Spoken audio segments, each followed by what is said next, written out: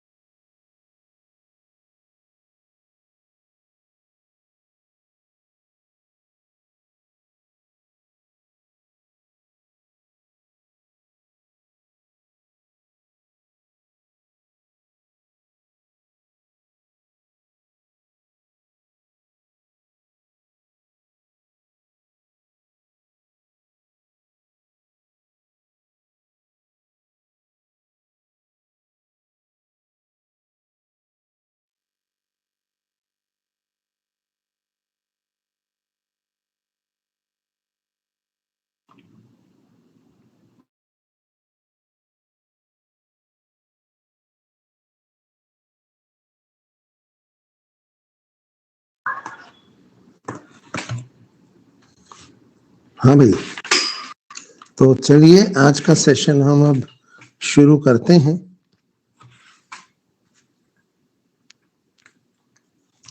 Last class में हम लोगों ने पढ़ा था कि कंडक्शन पाथवे ऑफ हार्ट क्या होता है और किस तरीके से ऐसे नोड में प्रॉपर्टी ऑफ, ऐसे नोड ही नहीं, पूरे कंडक्शन पाथवे में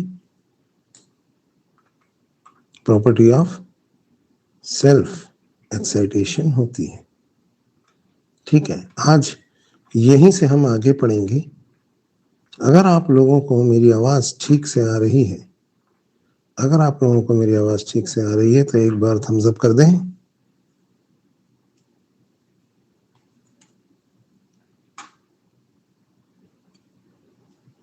चलो भाई, आ रही है आवाज, बहुत अच्छी बात है। तो स्टार्ट करते हैं।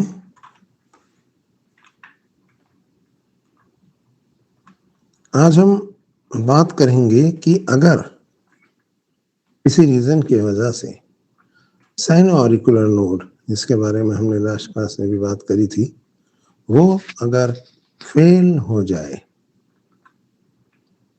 तो आर्टिफिशियल पेसमेकर तो हमें लगाना ही पड़ेगा। और वो जो आर्टिफिशियल पेसमेकर है, ऐसे नोड की जगह जो हम लगाएंगे,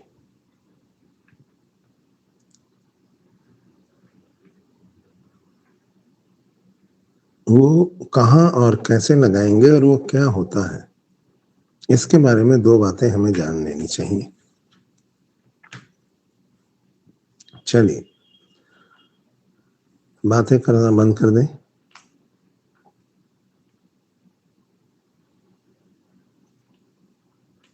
क्या हो गया भाई, क्या बातें चल रही हैं? मान्य, हाँ भाई यही मेरे बाल हैं, मेरे बालों को क्या हो गया? कल मैंने कटवाए थे नाई के पास जाके, कोई गुनाह कर दिया क्या? यही बाल है भैया, बाल कटवा लिए तो इतना हंगामा। लोग तो लिपस्टिक लगा के, पता नहीं आईब्रो बनवा के, पता नहीं क्या क्या करके बैठते हैं पढ़ाने के लिए। यहाँ नहीं, अन अकेडमी पे नहीं, कहीं बाहर। हम तो यहाँ पर शांति से सिर्फ पढ़ाते हैं, तब भी आप लोगों को परेशानी है। चलिए पढ़ दीजिए। यंग लग रहे हैं तो अच्छी बात क्या है इसमें? 20 ईयर एक्सपीरियंस है, पता भी नहीं चल रहा, ऐसा लगेगा कि कल का लड़का आके पढ़ा रहा। ये तो अच्छी बात नहीं है ना। हाँ भाई, तो हम, चलो भाई हो गई बातें, हो गई फालतू बातें बंद, पढ़ाई शुरू।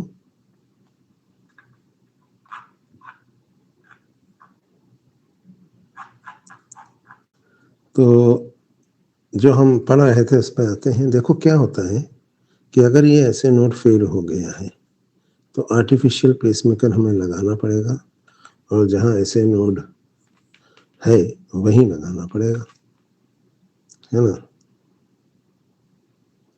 अब आर्टिफिशियल पेसमेकर दोस्तों दो तरीके का होता है, एक टेम्परेरी और एक परमानेंट। एक दो बातें इसके बारे में जान लेते हैं फटाफट, फिर आगे बढ़ते हैं। क्या होता है कि अगर इमरजेंसी में हार्ट को हमें पेस करना है तो हमको एक टेम्परेरी पेसमेकर हम यूज कर सकते हैं, और अगर ऐसे नोड खराब ही हो गया है तो फिर हमें परमानेंट पेसमेकर यूज करना पड़ेगा। ठीक है, तो टेम्परेरी पेसमेकर जो होता है ये एक्सटर्नल होता है, और परमानेंट पेसमेकर जो होता है वो इंटरनल होता है। एक्सटर्नल पेसमेकर में एक पल्स जनरेटर होता है जो करीब इस मोबाइल के साइज का होता है। इसको बॉडी के बाहर ही रखा जाता है ऑब्वियसली, ऐसे ना लेफ्ट आर्म से पट्टी से ऐसे बांध दिया जाता है यहाँ पे रख के ऐसे, ठीक है। और इसमें एक इलेक्ट्रोड है। तो दोस्तों ये तो है पल्स जनरेटर जो इम्पल्स बनाएगा, और इसमें एक इलेक्ट्रोड है। पल्स जनरेटर को हमने आर्म से चिपका दिया है, उस आदमी के बांध दिया है। ये जो इलेक्ट्रोड है ना, इसको हम सबक्लेवियन वेन से अंदर भेजेंगे, मतलब इसको यहाँ चिपका दिया पल्स जनरेटर को, और इसमें जो वायर है इलेक्ट्रोड उसको यहाँ से वेन से अंदर भेजेंगे, वेन से वीना कावा में पहुंचेगी, वीना कावा से वो राइट एट्रियम में आएगी, और राइट एट्रियम में अंदर उसको वहां पे टच करा देंगे जहां पर ऐसे नोड होता है। अब ऐसे नोड तो अंदर है तो वहां चीरा मार के तो अंदर दबाएंगे नहीं, पर वहां टच करा देंगे बस ऐसे। तो पल्स जनरेटर और ये इलेक्ट्रोड को यहाँ पे हमने टच करा दिया है। अब बाहर हमारे पास जो रेगुलेटर है एक, इससे हम इम्पल्स बनाने की फ्रीक्वेंसी को रेगुलेट कर सकते हैं। जितनी बार यहाँ से इम्पल्स बनेगी और इस इलेक्ट्रोड के थ्रू जाएगी उतनी बार हार्ट बीट करेगा। तो इसे कहते हैं एक्सटर्नल पेसमेकर। लेकिन दोस्तों ये जो एक्सटर्नल पेसमेकर होता है इसमें इम्पल्स बनाने की फ्रीक्वेंसी को हम इंक्रीज या डिक्रीज जरूर कर सकते हैं, लेकिन 1 मिनट में कितनी बार इम्पल्स बनेगी? तो मैंने इसके जो रेगुलेटर है, आप देखिए मैंने इसके ऊपर जो रीडिंग है वो 0 के बाद सीधे 40 से स्टार्ट करी है। 40, 60, 70, 40, 50, 60, 70, 80 ऐसे, है ना। क्यों भाई, चलो 50 से स्टार्ट कर देते हैं। क्यों भाई 10, 20, 30, 40 क्यों नहीं लिखा मैंने यहाँ? इसको मैंने 50 से क्यों स्टार्ट किया? अगर ये बात आपको एक बार में समझ में आ गई तो आपके अंदर डॉक्टर्स एटीट्यूड है, मतलब आप स्मार्ट हो, आप पढ़ते नहीं हो, आप चीजों को बस रटते नहीं हो, सिर्फ पढ़ के समझते भी हो, है ना। अगर आपको एक बार में समझ आ गई तो, और नहीं समझ में आई एक बार में तो और सोचो, सिलेक्शन तो फिर भी हो जाएगा। क्योंकि अगर इसको पल्स जनरेटर बनना है दोस्तों, तो इसको एवी नोड को हराना पड़ेगा, जो 1 मिनट में 40 बार इम्पल्स जनरेट करता है। एवी नोड हारेगा तभी तो ये काम करेगा, है ना। तो इसलिए इसमें 50 से ऊपर ही रखी जाती है इम्पल्स। चलिए, तो ये था एक्सटर्नल पेसमेकर। जो इंटरनल पेसमेकर होता है ना, उसमें एक 5 रुपए के सिक्के जितना बड़ा, इतना सा 5 रुपए के सिक्के के साइज का पल्स जनरेटर होता है। और इस पल्स जनरेटर में solid state lithium cell use किया जाता है।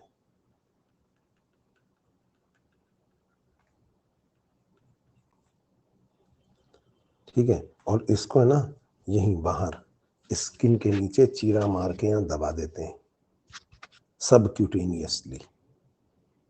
ठीक है, तो स्किन के नीचे चीरा मार के इसको दबा देते हैं, और इससे जो इलेक्ट्रोड है उसको सीधा यहाँ से अंदर, यहाँ एट्रिया की जो बाहरी हिस्सा है उसकी वॉल पे टच करा देते हैं।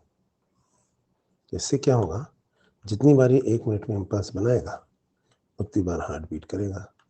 इसमें जो लिथियम सेल यूज होता है, एक सेल 10-10 साल चलता है इसमें, और सेल बदलने की नौबत बहुत ही कम आती है।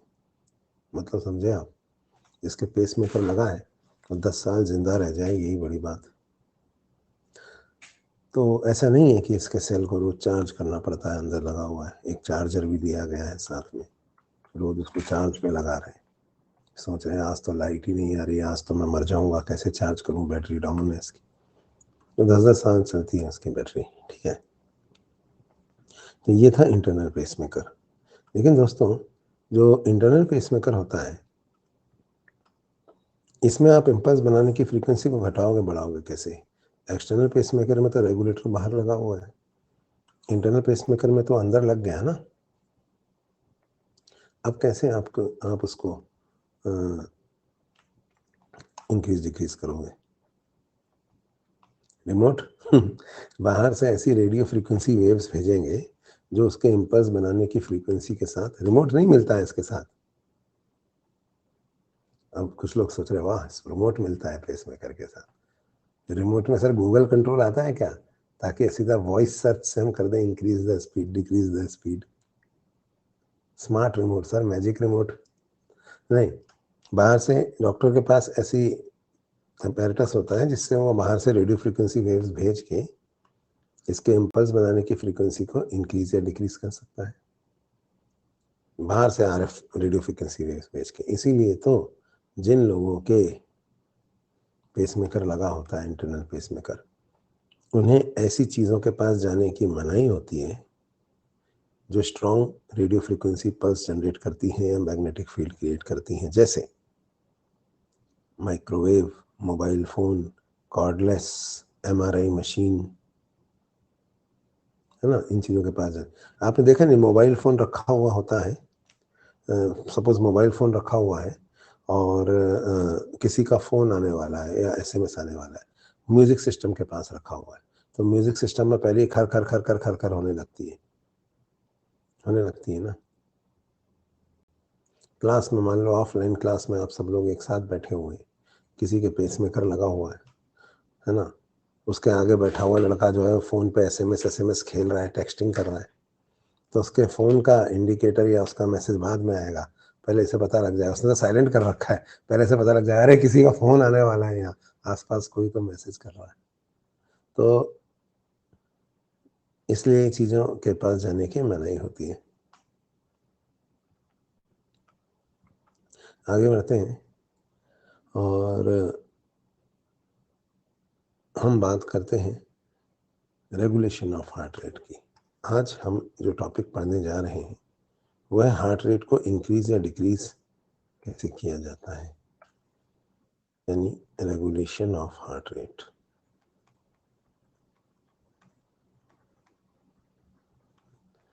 देखिए क्या होता है, ये जो अपना हार्ट के अंदर पहले मैं आपको दिखा दूं कि मॉड्यूल में से क्या पढ़ा रहा हूँ, रेफरेंस के लिए अपलोड कर दे रहा हूँ, लिख लिख के पढ़ेंगे। वैसे हम आज हम वर्किंग ऑफ हार्ट पढ़ रहे हैं, और वर्किंग ऑफ हार्ट में हम लोग हार्ट बीट के बारे में भी बात करेंगे, और tachycardia, bradycardia, heart rate increase या डिक्रीज कैसे होती है, इन सब चीज़ों के बारे में आज हम पढ़ेंगे।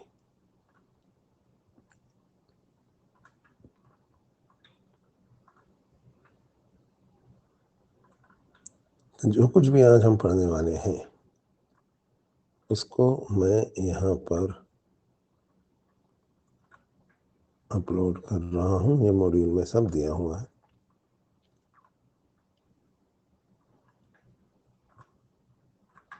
चलिए let's start.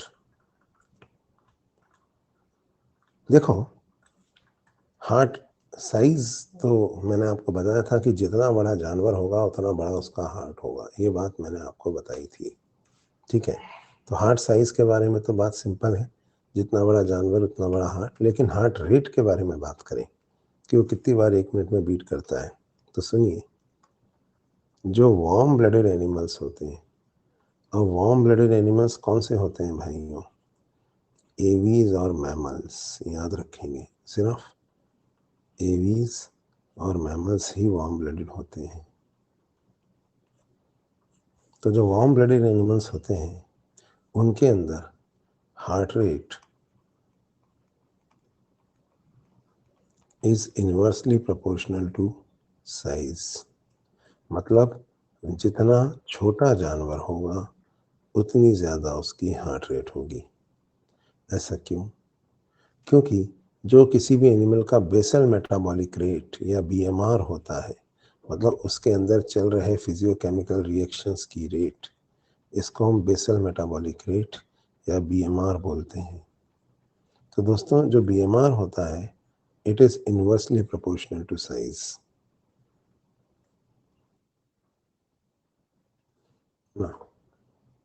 That means heart rate is directly proportional to the BMR.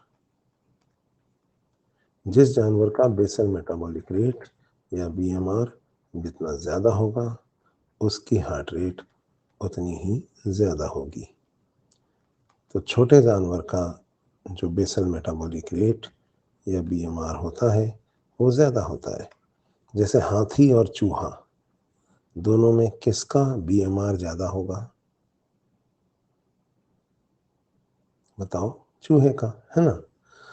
अच्छा, जो बेसल मेटाबॉलिक रेट या बीएमआर होता है दोस्तों, वो बॉडी सरफेस एरिया के, वो एक्चुअली क्या होता है, बेसल मेटाबॉलिक रेट या बीएमआर छोटे जानवर का क्यों ज़्यादा होता है? अब हमें ये बात समझनी है कि छोटे जानवर का बेसल मेटाबॉलिक रेट या बीएमआर क्यों ज़्यादा होता है। तो इसके लिए पहले, ये मैमल्स पे लागू होती है बात, एविज और मैमल पे। इसके लिए आपको एक बात तो समझ में आनी चाहिए, बहुत सिंपल सी, और वो बात ये है कि वार्म ब्लडेड एनिमल्स जो होते हैं, याद रखिए, जो वार्म ब्लडेड एनिमल्स होते हैं उनके अंदर बॉडी का टेम्परेचर कांस्टेंट रहता है। और दोस्तों, बॉडी का टेम्परेचर तभी कांस्टेंट रहेगा जब heat loss is equal to heat gain. याद रखिए, जब हीट लॉस हीट गेन के इक्वल होगा तो ही बॉडी का टेम्परेचर कांस्टेंट होगा। अगर आपको इसमें कोई शक या कोई डाउट है तो आप पूछ लीजिए। अरे भाई, जितनी हीट लूज कर रही है बॉडी उतनी ही हीट बॉडी को प्रोड्यूस करनी चाहिए, तभी तो बॉडी का टेम्परेचर कांस्टेंट रहेगा। So heat lost must be equal to heat gain. ये बात समझ में आई? So that the amount of heat inside the body remains constant. तो वार्म ब्लडेड एनिमल्स यानी एवीज और मैमल में दोस्तों heat loss is always equal to heat gain. अब आपको एक बात बताता हूँ, जो हीट लॉस होता है ना दोस्तों, heat loss is directly proportional to the body surface area. जिस जानवर का बॉडी सरफेस एरिया जितना ज़्यादा होगा वो इतनी ज़्यादा हीट लूज करेगा, उतनी ज़्यादा हीट एनवायरनमेंट में डेसिपेट करेगा। हीट डेसिपेट होगी ना एनवायरनमेंट में। समझ में आ रही नहीं आ रही बात? तो चलिए, यहाँ पे आप समझ गए कि heat loss is directly proportional to body surface area. आप ये भी समझ गए कि बेसल मेटाबॉलिक रेट या BMR is inversely proportional to the size.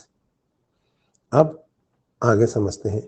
आगे एक इम्पॉर्टेंट बात यह है कि छोटे जानवर का BMR क्यों ज़्यादा होता है।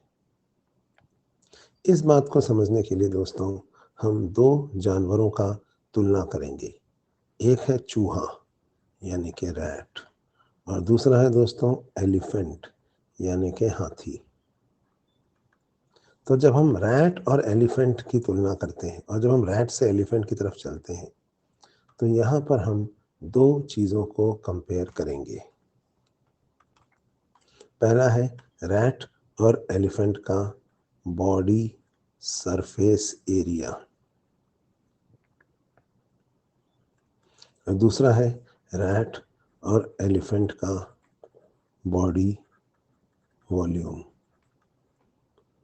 तो आप मुझे बताइए, रैट और एलिफेंट में किसका बॉडी वॉल्यूम ज़्यादा है?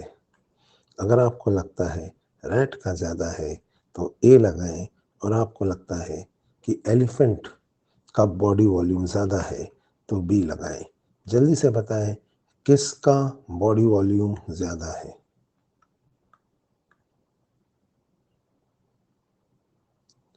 ये 10%, 12% लोग कौन है मेरे भाई? ये 14% लोग, 15% लोग इस क्लास में C प्लैनेट से आए हैं, क्योंकि ये हमारे प्लैनेट के नहीं। इन लोगों ने कभी रैट और एलिफेंट भी नहीं देखा। इनको इतना भी नहीं पता कि रैट इतना सा होता है, इतना सा हाथ में पकड़ सकते हो आप चूहे को, इतना छोटा होता है, और एलिफेंट इतना बड़ा होता है कि इस कमरे में भी खड़ा नहीं हो सकता। तो ऑब्वियस बात है कि एलिफेंट बहुत बड़ा है। मैंने आपसे पूछा था किसका बॉडी वॉल्यूम ज़्यादा है, तो आंसर था एलिफेंट का ज़्यादा है। कैसे कैसे लोग हैं।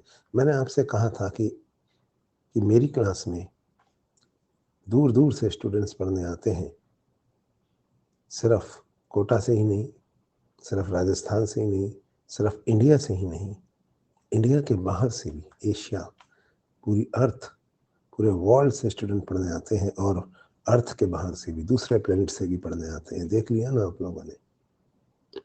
तो सब जगह से बच्चे पढ़ने आते हैं। और आपने देखा यहाँ, तो जो दूसरे प्लेनेट के बच्चे हैं, एलियन बच्चे, उनको मैं बता दूं कि एलिफेंट एक बहुत बड़ा जानवर होता है और रैट एक बहुत छोटा जानवर होता है।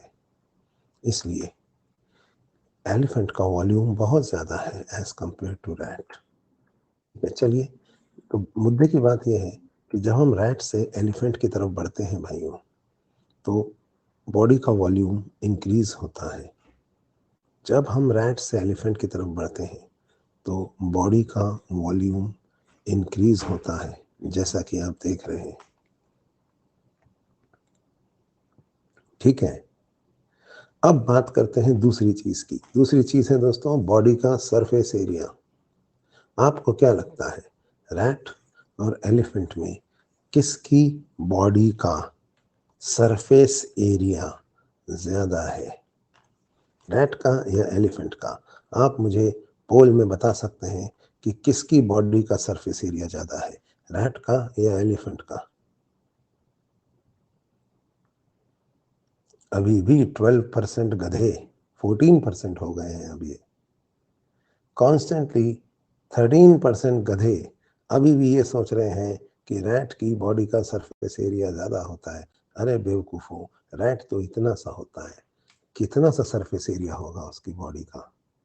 एलिफेंट की बॉडी का सरफेस एरिया बहुत बड़ा होता है, बहुत बड़ा। लेकिन मुझे एक बात बताइए, क्या आप लोगों को इतनी सी बात समझ में नहीं आ रही है? रैट एलिफेंट कुछ नहीं देखा है आप लोगों ने, डॉक्टर बनने चले हैं। अरे भैया, हाथी बहुत बड़ा है, उसकी बॉडी का सरफेस एरिया बहुत ज्यादा है।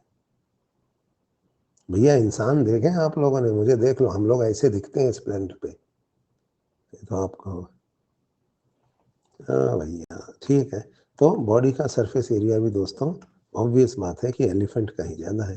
तो जब हम रैट से एलिफेंट की तरफ चलते हैं तो बॉडी का वॉल्यूम भी इंक्रीज होता है दोस्तों, और बॉडी का सरफेस एरिया भी इंक्रीज होता है। दोनों ही चीज़ें जब हम रैट से एलिफेंट की तरफ चलते हैं तो वो इंक्रीज होती है, चाहे वो बॉडी का वॉल्यूम हो, चाहे वो बॉडी का सरफेस एरिया हो। दोनों चीज़ें इंक्रीज होती हैं रैट से एलिफेंट की तरफ जब हम चलते हैं तो। अब एक बात बताइए, आप फोटो देखकर भी बता सकते हैं कि ज़्यादा इंक्रीज क्या हो रहा है, बॉडी का सरफेस एरिया या बॉडी का वॉल्यूम?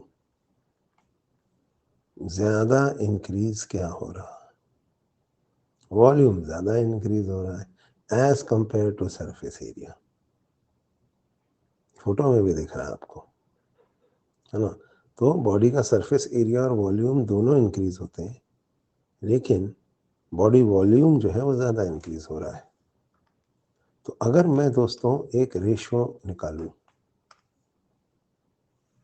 अगर हम एक रेशो निकालें, ये रेशो होगी body surface area upon body volume की ratio. Ratio of body surface area, किसी भी जानवर का बॉडी सरफेस एरिया अपॉन उसी जानवर का, दूसरे जानवर का नहीं, उसी जानवर का बॉडी वॉल्यूम। तो अगर हम रेशो निकालें बॉडी सरफेस एरिया अपॉन उसी जानवर का बॉडी वॉल्यूम, तो बताओ ये रेशो किस में ज़्यादा होगी, रैट में या एलिफेंट में? अब आप मुझे बताइए, body surface area upon body volume की रेशो किस में ज़्यादा होगी, रैट में या एलिफेंट में? पोल में जवाब दें।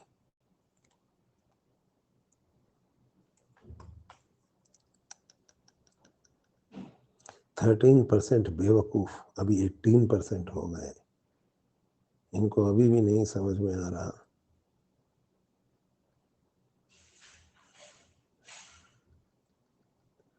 नहीं, 73% बेवकूफ़ हो गए इस बार। कि 13%, 27%, क्या हो गया ये? Total confusion. चलो अब हम बात को सॉल्व करते हैं। अरे भैया, body surface area upon body volume का रेशियो अगर आप देखेंगे ना, तो ये रेशियो दोस्तों रैट में ज़्यादा आएगा एलिफेंट से। मैं आपको समझाता हूँ कैसे। सपोज रैट का बॉडी सरफेस एरिया है 100 सेंटीमीटर स्क्वायर, और रैट का जो वॉल्यूम है, वॉल्यूम वो है 1000 सेंटीमीटर क्यूब, जबकि एलिफेंट का जो बॉडी सरफेस एरिया है सपोज वो है 100 मीटर स्क्वायर, लेकिन एलिफेंट का जो वॉल्यूम है वो है 5000, या चलो 10,000 मीटर क्यूब।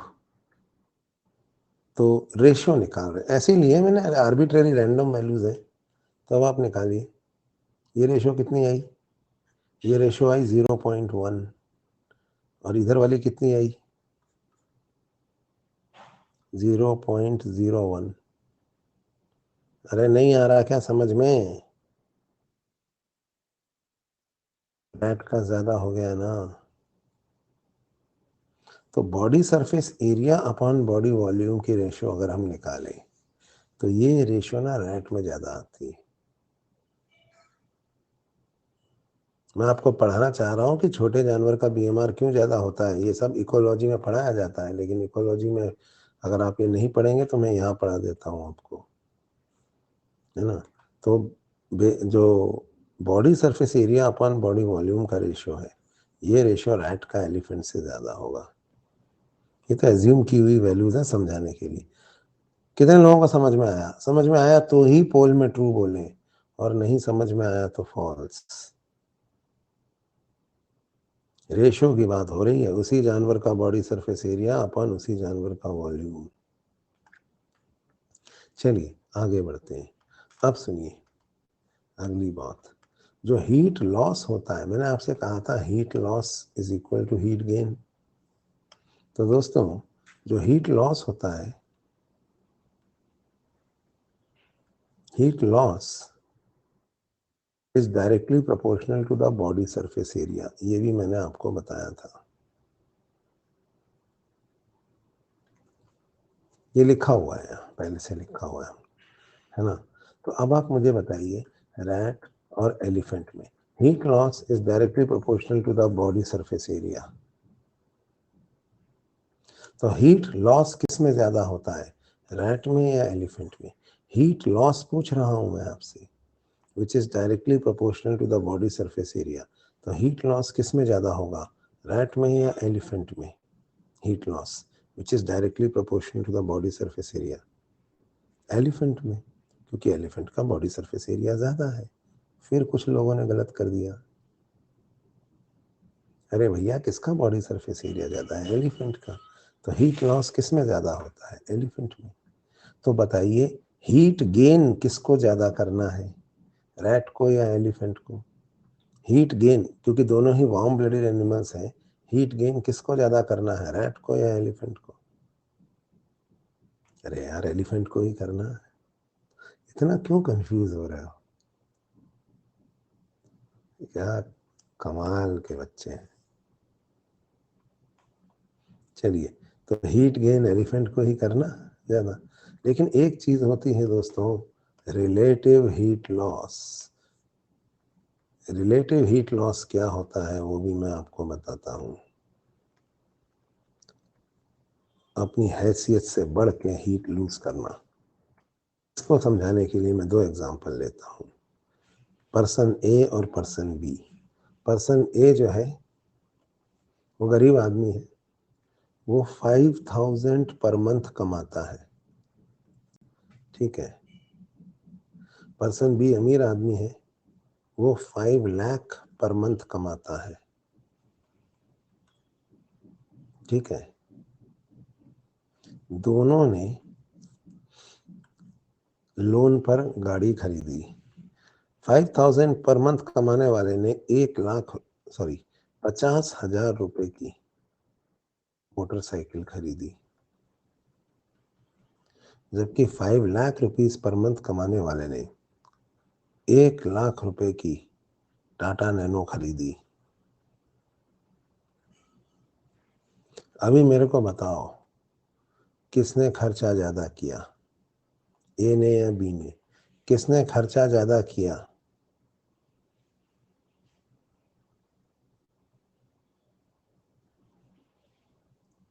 अरे बेवकूफों, जिसने 50,000 खर्च किए इसने 1 लाख खर्च किए। मैं पूछ रहा हूँ किसने खर्चा ज्यादा किया। यार तुम लोग को 50,000 और 1 लाख में क्या ज्यादा होता है ये भी नहीं पता। कमाल के बच्चे आते हैं मेरी क्लास में। अरे किसने खर्चा ज्यादा किया, जिसने 1 लाख की नैनो खरीदी। क्या कर रहे हो यार, क्या रहे हो, ध्यान तो दो। दोनों ने इंस्टॉलमेंट पे गाड़ी खरीदी है। लेकिन अब मुझे बताइए ए और बी में से अपनी हैसियत से बढ़ के, अपनी औकात से बढ़ के खर्चा किसने किया? अपनी हैसियत से बढ़कर खर्चा किसने किया है? रिलेटिव खर्चा अपनी हैसियत से बढ़कर वो इसने किया। तो मेरे को बताओ इंस्टॉलमेंट चुकाने के लिए अगले 5 साल तक ज्यादा वर्क किसको करना है? किस्त पे लिए ना, लोन चुकाने के लिए मेहनत करनी पड़ेगी, काम करना पड़ेगा। तो इंस्टॉलमेंट चुकाने के लिए, क्योंकि अपनी औकात से बढ़ के खर्चा कर दिया है, तो अपनी ज्यादा काम किसको करना पड़ेगा? आप ही बताओ, ज्यादा मेहनत किसको करनी पड़ेगी इंस्टॉलमेंट चुकाने के लिए, ईएमआई देने के लिए?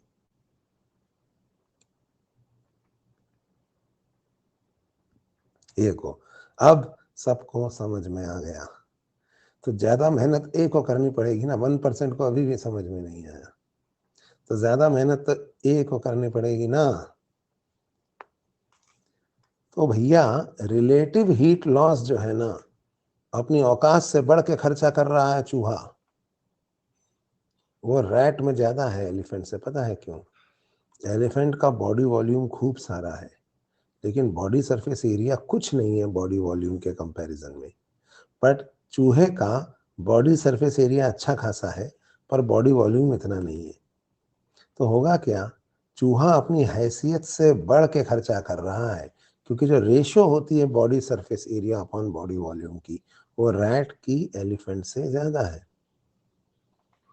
तो हीट लॉस तो ऑब्वियसली एलिफेंट में ज्यादा हो रहा है, लेकिन रिलेटिव हीट लॉस, अपनी हैसियत से बढ़ के हीट लॉस कौन ज्यादा कर रहा है?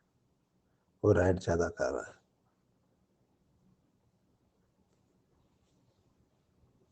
बात समझ में आई? तो अपनी हैसियत से बढ़ के खर्चा रैट ज्यादा कर रहा है। ठीक है? तो हाँ, ऑब्वियसली हीट गेन तो एलिफेंट को ही ज्यादा करना है, पर रिलेटिव हीट गेन किसे ज्यादा करना है? रैट को। इसलिए रैट में जो बेसल मेटाबॉलिक रेट या बीएमआर होगा वो फास्ट होगा। ठीक है? उसमें rate of chemical reaction fast होगा, उसमें हर फिजियोकेमिकल रिएक्शन फास्ट चलेंगे, क्योंकि वो उसका जो साइज है ना दोस्तों, उसका बॉडी वॉल्यूम, उसके कंपैरिजन में उसका बॉडी सरफेस एरिया बहुत ज्यादा है। एलिफेंट कंजूस है, खूब सारा वॉल्यूम है उसके पास, लेकिन सरफेस एरिया छोटा सा ही है जहाँ से हीट लूज कर सकते हैं।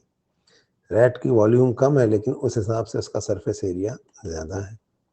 तो रैट के अंदर केमिकल रिएक्शंस फास्ट चलेंगे, उसका बीएमआर ज़्यादा होगा। इसलिए दोस्तों छोटे जानवर का बीएमआर बड़े जानवर से ज़्यादा होता है वार्म ब्लडेड एनिमल्स में, क्योंकि उन heat loss must be equal to heat gain. तो क्योंकि उनमें रिलेटिव हीट लॉस ज़्यादा हो रहा है, तो रिलेटिव हीट गेन भी ज़्यादा होना चाहिए, इसलिए उनके अंदर rate of chemical reaction fast होता है। तो रैट की हर चीज़ फास्ट, रैट की हर चीज़ एलिफेंट से फास्ट है।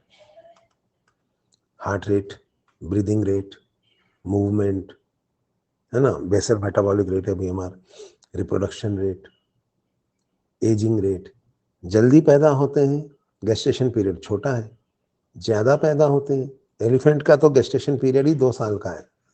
2 साल प्रेगनेंसी चलती है। रैट तो 1 महीने में बच्चे पैदा करके निकाल देते हैं, फिर दोबारा पैदा कर लेते हैं। मल्टीप्लाइंग लाइक रैट्स कहते हैं ना।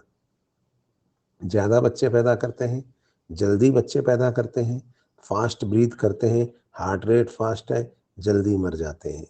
रैट चलता भी तो कितना फास्ट फास्ट है, एलिफेंट तो धीरे धीरे।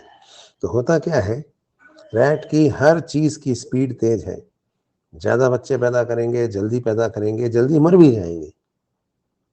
लाइफ स्पान भी शॉर्ट है इनका, है ना। हर चीज फास्ट होती है रैट के अंदर, क्योंकि उसका बीएमआर फास्ट है। समझ में आई बात? इसीलिए तो इकोलॉजी में आपने ऐसा पढ़ा होगा, नहीं पढ़ा है तो पढ़ेंगे। जैसे सपोज ये हमारी अर्थ है, ठीक है। अर्थ के बीच से जो लाइन निकलती है, इसको दोस्तों हम इक्वेटर कहते हैं।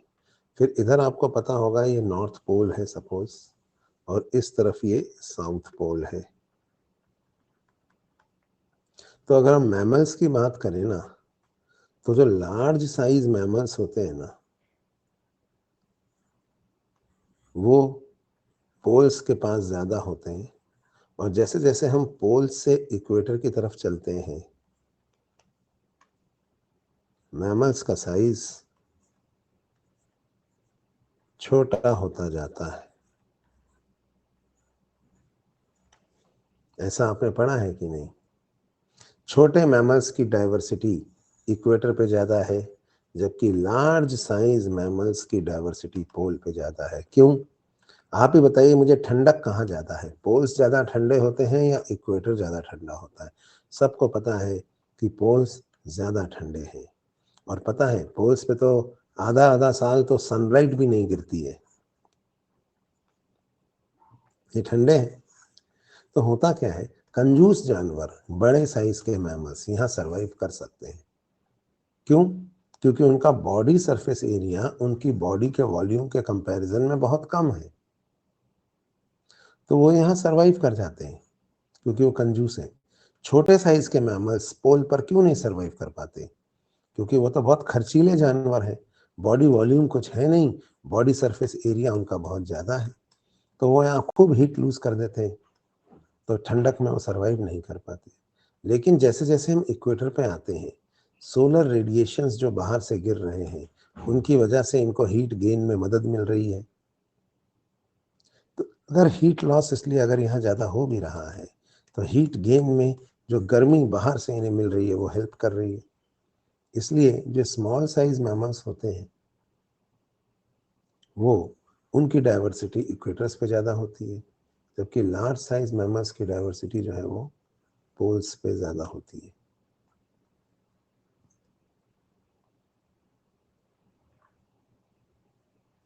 ठीक है, तो ये आपने ये समझ में आया कि नहीं आया? समझ में आया तो ही पोल में ट्रू बोलें।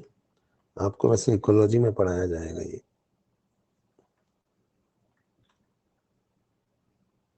तो ये आप पढ़ेंगे वहाँ पे।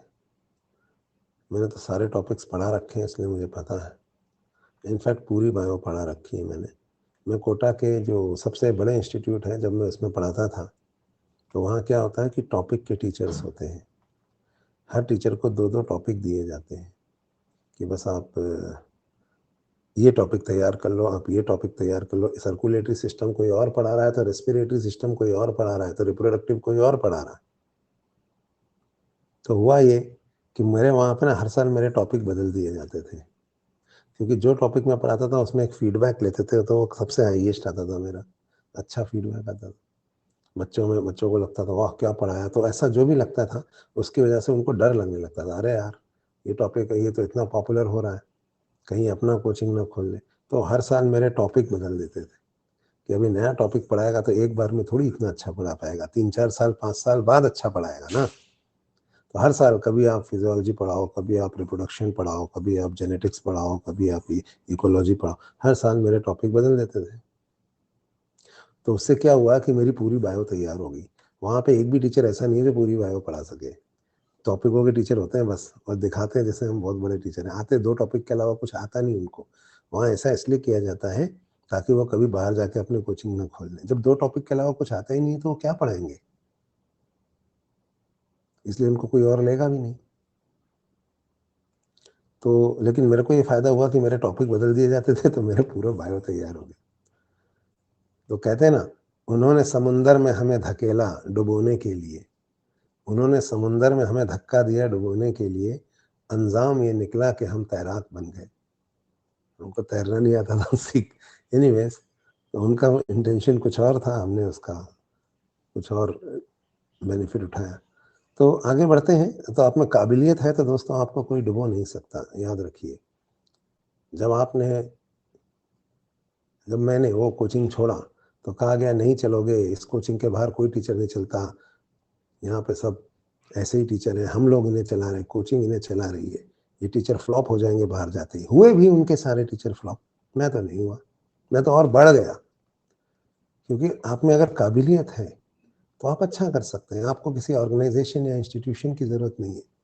2 तरह के टीचर होते हैं, एक जिन्हें कोचिंग चला रही होती है और एक जो कोचिंग को चला रहे होते हैं। इसी तरह से ऑर्गेनाइजेशंस में भी होता है, 2 तरह के डॉक्टर्स होते हैं, एक जिन्हें हॉस्पिटल चला रहा है और एक जो हॉस्पिटल को चलाते हैं। तो आप कौन से वाले डॉक्टर फ्यूचर में बनना चाहेंगे, ये आपकी काबिलियत और आपके हार्ड वर्क पे डिपेंड करेगा। तो चलिए हम वापस पढ़ाई पे आते हैं। हम बात कर रहे थे वर्किंग ऑफ हार्ट की। ऐसे है ना, कई टीचर ऐसे होते हैं जिनको प्लेटफॉर्म चला रहा होता है, प्लेटफॉर्म से बाहर निकाल दो तो कोई 20,000 रुपए का काम नहीं देगा, 2 बच्चे नहीं आएंगे उनकी क्लास में, बस उस प्लेटफॉर्म के हीरो होते हैं वो, बाहर नहीं चल रहे। और कुछ ऐसे होते हैं जो प्लेटफॉर्म खड़ा कर देते हैं। तो इसका ये तो हर जगह होता है, हर फील्ड में होता है। तो वर्किंग ऑफ हार्ट की हम बात कर रहे थे दोस्तों। हमने ये देखा कि छोटे जानवर का बीएमआर ज़्यादा होता है, फीटस का भी बीएमआर ज़्यादा है एज कंपेयर्ड, क्योंकि हार्ट रेट ज़्यादा है उसका, क्योंकि उसका बॉडी साइज छोटा है। जैसे जैसे बॉडी साइज बड़ा होगा हार्ट रेट जो है वो कम हो जाएगा। तो ये तो एक जनरल बात हुई। Now coming to neurogenic and myogenic heart, ये क्या होता है ये भी समझ लेते हैं।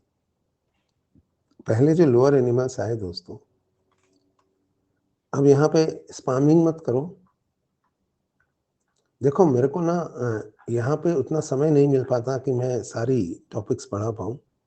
तो मैं अगर फिजियोलॉजी छोड़ूंगा तो ही मैं कुछ और पढ़ा पाऊंगा, और मुझे नहीं लगता कि आप लोग फिजियोलॉजी मुझे छोड़ने देंगे। इसलिए और भी अच्छे टीचर्स हैं जो पढ़ा रहे हैं, आप उनसे पढ़ें, और फिर भी कोई डाउट रह जाए तो हम सब एक दूसरे की हेल्प करते ही हैं। तो इस बारे में अब और कोई बात नहीं होगी।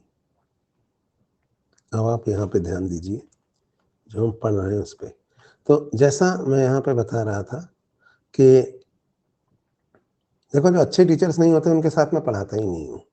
तो जो भी लोग मेरे साथ पढ़ा रहे हैं सब अच्छे टीचर्स हैं, है ना, और इस प्लेटफॉर्म के बेस्ट टीचर्स हैं, इसीलिए उनके साथ पढ़ा रहा हूँ मैं। तो फेथ रखिए अपने टीचर्स पे, और जो मुझे पढ़ा रहा हूँ उसे पढ़ाने दीजिए। तो दोस्तों, यहाँ पे मैं बात कर रहा था जो लोअर एनिमल्स थे जो पहले आए, ये दोस्तों इनवर्टिब्रेट्स, ये लोअर एनिमल्स हैं, ये लोग पहले आए, और बाद में हायर एनिमल्स आए जिनको कि हम कहते हैं वर्टिब्रेट्स। ऐसा आपने क्लास 10th में भी पढ़ा होगा, ठीक है। तो होता ही है दोस्तों कि पहले जब लोअर एनिमल्स आए तो सिस्टम्स इतने कॉम्प्लिकेटेड नहीं थे, मैंने आपको पहले ही बताया। इसी कॉन्टेक्स्ट में पहले जो हार्ट था, मान लीजिए किसी इनवर्टिब्रेट का हार्ट है ना, तो बाहर कहीं किसी गैंग्लियन में इम्पल्स बनती थी और एक नर्व से वो इम्पल्स हार्ट तक आती थी। तो बाहर कहीं किसी गैंग्लियन में इम्पल्स बनती थी और एक नर्व से वो इम्पल्स हार्ट तक आती है, और उसकी वजह से हार्ट के अंदर सिस्टोल डायस्टोल होता था या कॉन्ट्रैक्शन होता था। तो इम्पल्स हार्ट के बाहर कहीं बनती थी, कहाँ, किसी नर्व में। इसलिए ऐसे हार्ट को हम कहते हैं दोस्तों न्यूरोजेनिक हार्ट। लेकिन बाद में क्या हुआ, जब सिस्टम कॉम्प्लेक्स हो गए तो ऑर्गन्स को ऑटोनोमिसिटी मिली, उसी सीक्वेंस में हार्ट को भी ऑटोनोमिसिटी मिली। आप कहेंगे ऑटोनोमिसिटी मतलब, अरे जैसे है ना, सपोज मेरा एक हॉस्पिटल था, है कोटा में मान लीजिए, तो मैं उसको मैनेज करता हूँ, फिर मेरे को अच्छा चल गया तो मैंने उसकी एक ब्रांच जयपुर में, एक दिल्ली में, एक बॉम्बे में, एक पूना में खोल दी।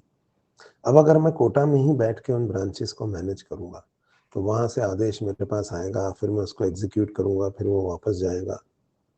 तो इसकी वजह से बहुत ज़्यादा टाइम लग जाएगा उसमें और एफिशिएंसी कम हो जाएगी सिस्टम की।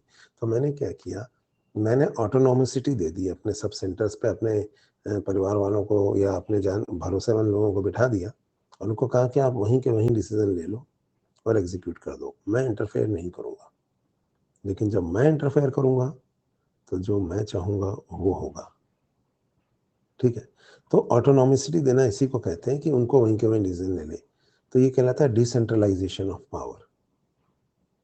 जैसे आपने देखा होगा, सिविक्स पढ़ी है आपने, under developed countries like African countries, centre has all the powers, states के पास कोई पावर ही नहीं है, ठीक है। फिर आता है दोस्तों developing country, developing country like India, यहाँ पर डिसेंट्रलाइजेशन ऑफ पावर हो रहा है। सेंटर के पास पावर्स होती हैं लेकिन स्टेट के पास भी कुछ पावर्स होती हैं। प्राइम मिनिस्टर के अलावा चीफ मिनिस्टर भी होता है। फिर एक होता है developed countries like America, states are more sovereign than the centre. United States of America, states decide करते हैं कि सेंटर में प्रेसिडेंट कौन बैठेगा। तो डिसेंट्रलाइजेशन ऑफ पावर डेवलपमेंट की निशानी है।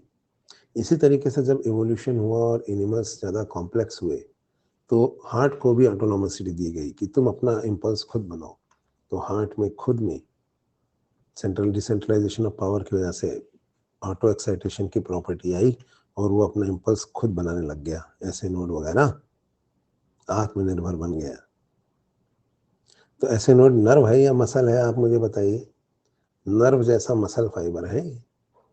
तो इसलिए ऐसे हार्ट को हमने क्या कहा दोस्तों, ऐसे हार्ट को हमने कहा मायोजेनिक हार्ट, क्योंकि इम्पल्स मसल फाइबर में बन रही है, ऐसे नोड नर्व जैसा मसल फाइबर है, ठीक है। एक न्यूरोजेनिक हार्ट की अगर सभी एक्सटर्नल नर्व सप्लाईज काट दी जाए तो वो बीट करना बंद कर देगा। लेकिन एक मायोजेनिक हार्ट की अगर सभी एक्सटर्नल नर्व सप्लाईज काट दी जाए तो भी वो काफ़ी समय तक बीट करता रहेगा, ठीक है। तो ये हो गया एक न्यूरोजेनिक हार्ट और एक मायोजेनिक हार्ट में डिफरेंस। तो अब आप मुझे बताना कि किसका हार्ट कौन सा है, न्यूरोजेनिक है या मायोजेनिक। चलिए बताइए, एलिफेंट का हार्ट न्यूरोजेनिक है या मायोजेनिक है, जल्दी से बताइए। मैमल है ना, मायोजेनिक है। अरे हायर एनिमल से 5% तो बिल्कुल ही ऐसे लोग आए यहाँ पे जो सोच रहे हैं कि अभी सर कुछ चुटकुला सुनाएंगे। यही सुनने तो आए हैं हम यहाँ, चीख चिल्ला के नाचेंगे गाएंगे। अरे भैया हम पढ़ रहे हैं। तो एलिफेंट का हार्ट मायोजेनिक है। ह्यूमन हार्ट क्या है, ह्यूमन हार्ट न्यूरोजेनिक है या मायोजेनिक, जल्दी से बताइए।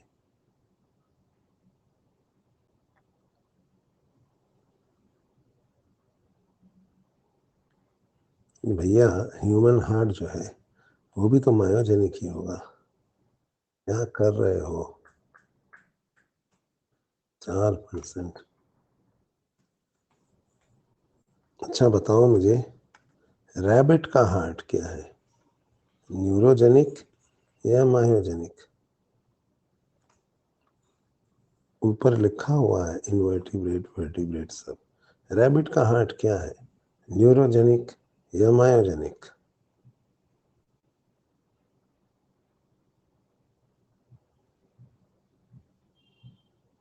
प्रशंसा, स्वस्ति, रैना, स्वप्निल, भावेश। गधों को देख लो, अरिजीत, दत्ताराज, आयुष, महिमा, साहिल, सादिया, पूजा, अब्दुल कादिर, हर्षिता, अथर्व, अशोक। इतनी लंबी लिस्ट। 20% गधे बैठे हैं क्लास में। रैबिट भी तो मैमल है भैया, वर्टिब्रेट है। अच्छा बताओ, गधे का हार्ट क्या है, न्यूरोजेनिक या मायोजेनिक।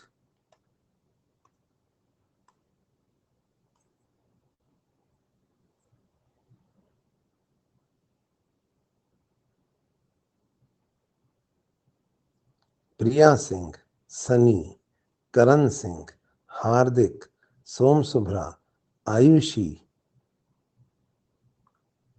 कैसे कैसे लोग हैं क्लास के अंदर।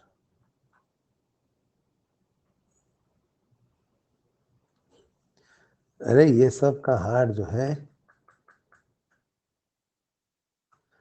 सब मैमल है ना, तो इनका हार्ट, सबका हार्ट मायोजेनिक होगा। सब वर्टिब्रेट्स, वर्टिब्रेट इनवर्टिब्रेट नहीं पढ़े कभी। अच्छा बताओ, कॉकरोच का हार्ट क्या होगा, कॉकरोच न्यूरोजेनिक या मायोजेनिक।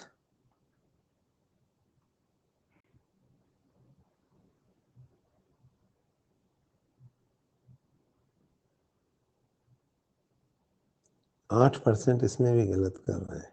कुछ लोग तो सी लगा रहे हैं, मतलब वो गेम खेल रहे हैं। 10%।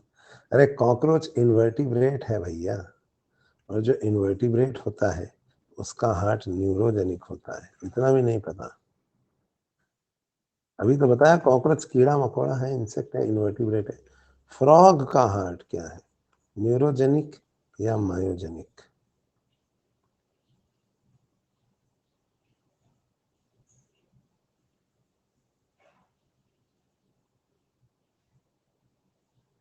फ्रॉग भाइयों, जो फ्रॉग होता है वो वर्टिब्रेट होता है।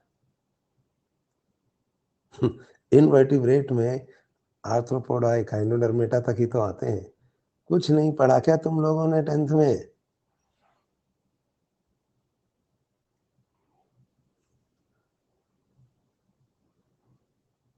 ये ड्रॉपर बैच है, 10th नहीं, ये तो 12th पास है। अबे कोरोना, कोरोना बैच है लगता है। गजब कर दिया तुमने।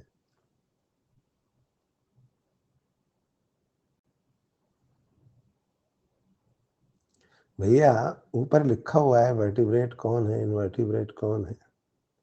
इतनी गलतियां, इसका पता है कि इतनी इतनी गलतियां इसलिए हैं कि आप लोग बायो पढ़ते ही नहीं हो, बस एनसीईआरटी पढ़ लो, हो गया, सारा दिन फिजिक्स पढ़ते रहते हो। फिजिक्स का पेपर इजी हो गया है, पहले से इतना फिजिक्स क्यों पढ़ते हो? याद नहीं कितने बच्चों के 180 आउट ऑफ 180 आ गए फिजिक्स में? आ गए कि नहीं आ गए, आप ही बताओ। इससे तो केमिस्ट्री और बायो में नहीं आए इतने बच्चों के बने, 360 में तो 360 आए क्या किसी के? इसका मतलब बायो पढ़ो, बायो। फिजिक्स का पेपर पहले से इजी आया है, पहले इतने नहीं आते थे 180 में से 180 किसी के। लास्ट 2 ईयर्स से एक लड़ाई है जो हमने भी लड़ी, गवर्नमेंट को बोला भी कि फिजिक्स का लेवल कम करो, बेकार में कोई इतना फायदा नहीं हो रहा है, बायो का लेवल बढ़ाओ। तो बायो का लेवल बढ़ाने के लिए उन्होंने स्टेटमेंट टाइप्स क्वेश्चन डाले और फिजिक्स का लेवल घटाने के लिए इजी पेपर डाला, तभी तो 180 में से 180 आ रहे हैं, है ना। तो आप ध्यान रखें इस बात का कि बायो पढ़ेंगे नहीं तो आप इतनी बेसिक गलतियां करते रहेंगे। फ्रॉग को आपको ये भी नहीं पता कि वर्टिब्रेट है या इनवर्टिब्रेट है, तो कैसे चलेगा काम? 90 क्वेश्चंस आते हैं बायो के। चलो भाई आगे बढ़ते हैं। और हाँ भाई, बायो भी पढ़ लो, फिजिक्स में नंबर आ गए, बायो में भी तो आने चाहिए, डबल क्वेश्चंस है। तो सारी टीम अच्छी है, यह आप पढ़ेंगे तो आपके 180 में से 180 भी आएंगे और 360 में से 360 भी आएंगे, लेकिन पढ़ना पड़ेगा। चलो भाई आगे बढ़ते हैं। और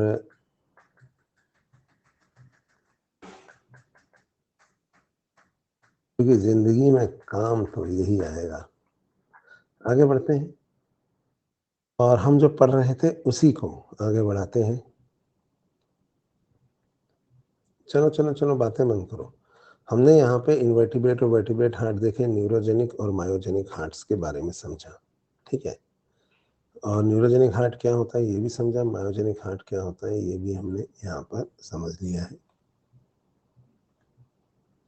अब हम हार्ट बीट के रेगुलेशन के बारे में पढ़ेंगे, मतलब क्या चीज़ें हार्ट बीट को इंक्रीज करती हैं और क्या चीज़ें हार्ट बीट को इंक्रीज करती हैं।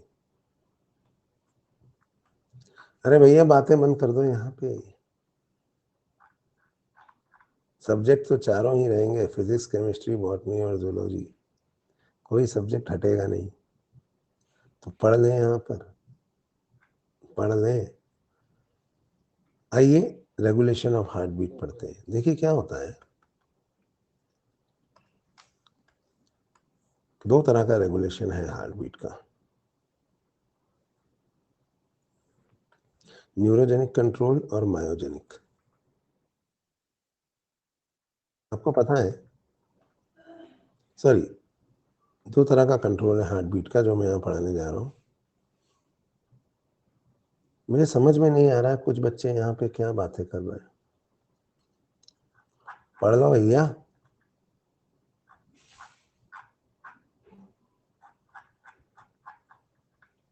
पढ़ने सिलेक्शन होगा और किसी चीज से नहीं होगा। तो और कुछ भी बातें मत करो। तो दोस्तों होता ये है कि न्यूरोजेनिक और मायो मतलब न्यूरल कंट्रोल और हार्मोनल कंट्रोल, दो तरह का कंट्रोल है हमारे ब्रेन में। ब्रेन स्टेम में मेडुला ऑब्लोंगेटा, आपने नाम सुना होगा। ब्रेन के निचले हिस्से को हम मेडुला ऑब्लोंगेटा कहते हैं। तो इस मेडुला ऑब्लोंगेटा में, मैं इसको MO लिख देता हूँ, इस मेडुला ऑब्लोंगेटा के अंदर दो सेंटर्स होते हैं। एक होता है कार्डियक एक्सेलरेटर सेंटर और एक होता है कार्डियो इनहिबिटरी सेंटर। सपोज ये हमारी मेडुला ऑब्लोंगेटा है,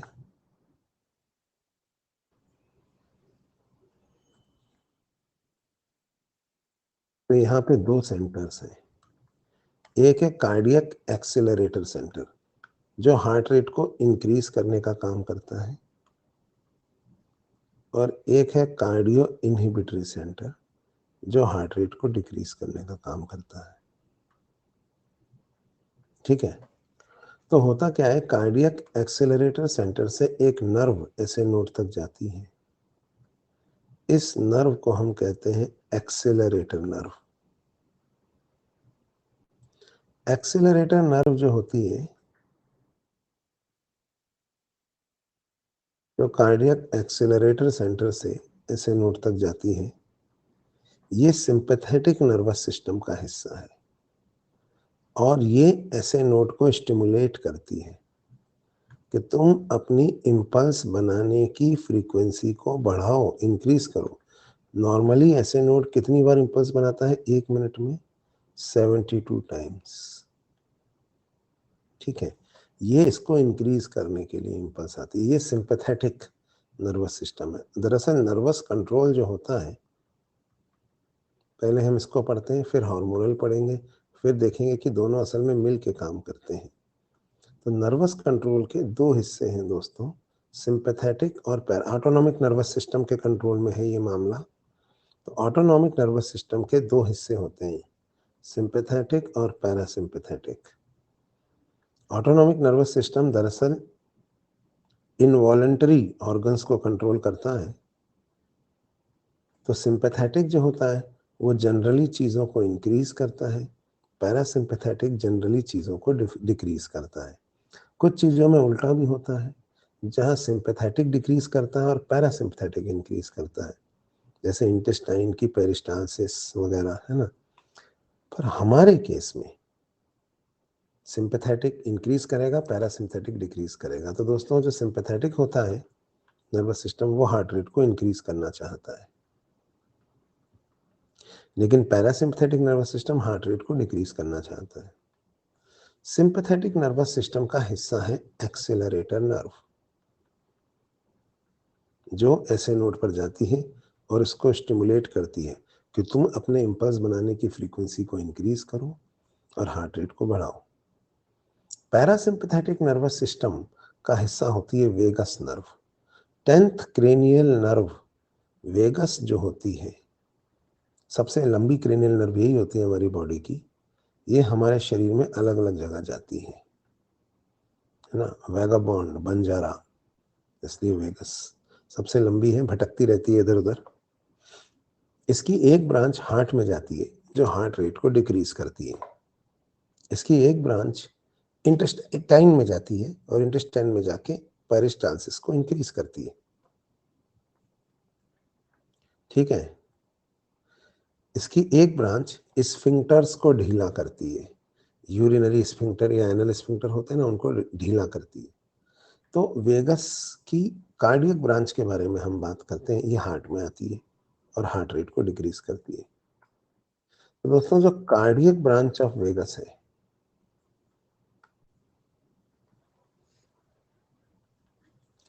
ये पैरासिम्पैथेटिक का हिस्सा है और ये हार्ट रेट को डिक्रीज करना चाहती है।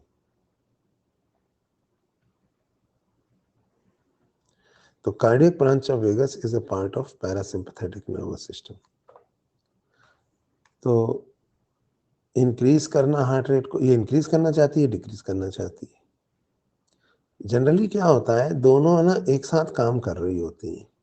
सिंपैथेटिक से जो सिग्नल जा रहे हैं वो हार्ट रेट को इंक्रीज करना चाहते हैं, पैरासिम्पैथेटिक से जो जा रहे हैं वो हार्ट रेट को डिक्रीज करना चाहते हैं।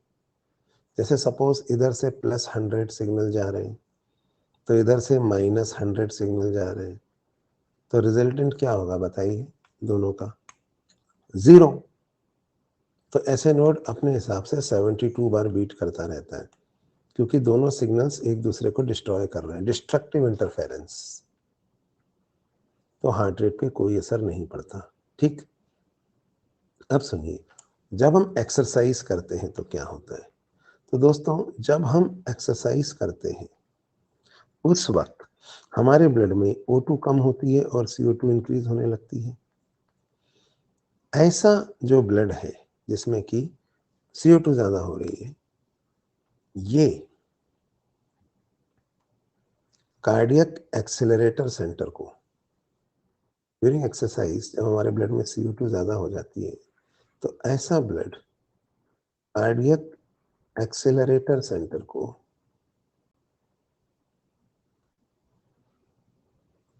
एक पॉजिटिव स्टिमुलेशन देता है। जिसकी वजह से इधर से आ रहे सिग्नल की स्ट्रेंथ नॉर्मल से ज्यादा हो जाती है, जबकि इधर से आ रहे सिग्नल की स्ट्रेंथ नॉर्मल ही रहती है।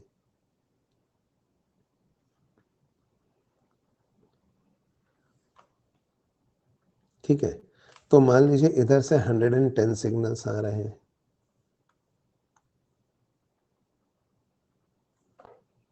जबकि इधर से 100 ही आ रहे हैं, तो रिजल्टेंट कितना है? रिजल्टेंट हो जाता 82, हो गया 82, तो हार्ट रेट इंक्रीज हो गई, है ना, +10। जबकि जब हम रेस्ट कर रहे होते हैं दोस्तों, जब हम रेस्ट कर रहे होते हैं, तो ऐसे में ब्लड में O2 ज्यादा है, तो CO2 जो है वो कम है, तो ऐसा जो ब्लड है वो कार्डियक एक्सेलरेटर सेंटर को एक नेगेटिव स्टिमुलेशन देता है। इसकी वजह से इधर से आ रहे सिग्नल की स्ट्रेंथ नॉर्मल से कम हो जाती है, और मान लीजिए 90 ही रह गई, +90, तो रिजल्टेंट क्या हुआ बताइए? -100 + 90 यानी कि -10, तो हार्ट रेट 62 रह जाती है। इस तरह से हमारी हार्ट की रेट इंक्रीज या डिक्रीज होती है। ठीक है, तो ये तो हमने बात करी हार्ट रेट इंक्रीज या डिक्रीज कैसे होती है। एक सेकेंड में,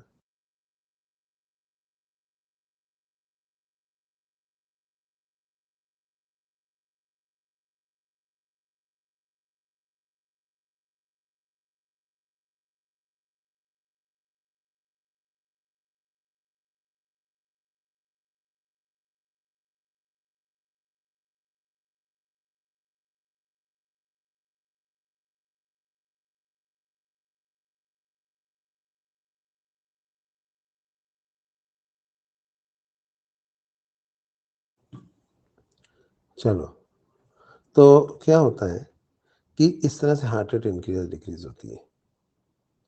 अब जैसे क्वेश्चन आता है कि अगर हम एक्सेलरेटर नर्व को स्टिमुलेट करेंगे तो हार्ट रेट पे क्या फर्क पड़ेगा? आप मुझे ऑप्शन में बताइए, इंक्रीज, डिक्रीज या कांस्टेंट। ठीक है, अगर हमने एक्सेलरेटर नर्व को स्टिमुलेट किया तो हार्ट रेट पर क्या असर पड़ेगा?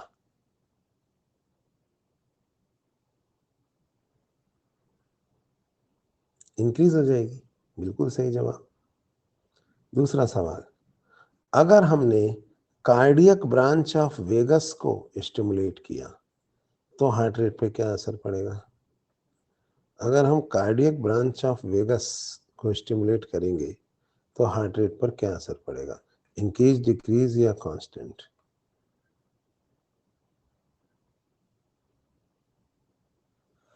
डिक्रीज हो जाएगी।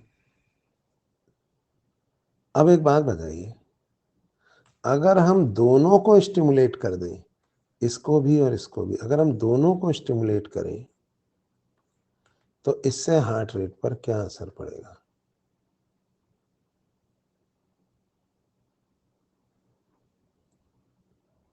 No change. अगला सवाल, अगर हम कार्डियक ब्रांच ऑफ वेगस को काट दें, सिर्फ एक एक नर्व काटिए, कौन सी? कार्डियक ब्रांच ऑफ वेगस, तो इससे हार्ट रेट पर क्या असर पड़ेगा? अब इंक्रीज हो जाएगी क्योंकि अब रिजल्टेंट 0 नहीं है ना, सिर्फ कार्डियक ब्रांच ऑफ वेगस काटिए। अगर हम सिर्फ एक्सेलरेटर नर्व को कट कर दें तो इससे हार्ट रेट पर क्या असर पड़ेगा?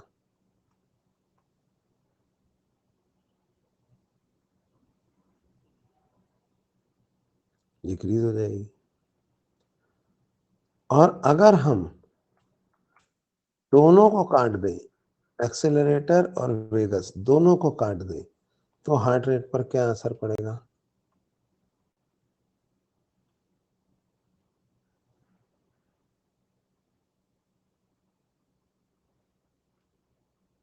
बात समझ में आई? तो अगर all external nerve supply are cut, सभी एक्सटर्नल नर्व सप्लाई अगर काट दी जाए हार्ट की,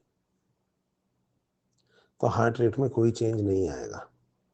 लेकिन एक काटोगे तो दूसरे का आ जाएगा, दूसरी काटोगे तो पहले वाले का आ जाएगा, है ना? ये बात समझ में? ये था नर्वस कंट्रोल। अब दोस्तों हार्मोनल कंट्रोल पे आते हैं।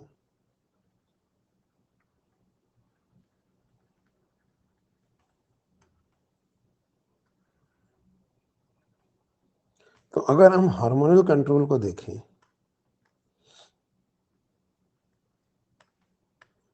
तो इसके भी दो हिस्से हैं, सिंपैथेटिक और parasympathetic. Sympathetic group of hormones में और पैरासिम्पैथेटिक में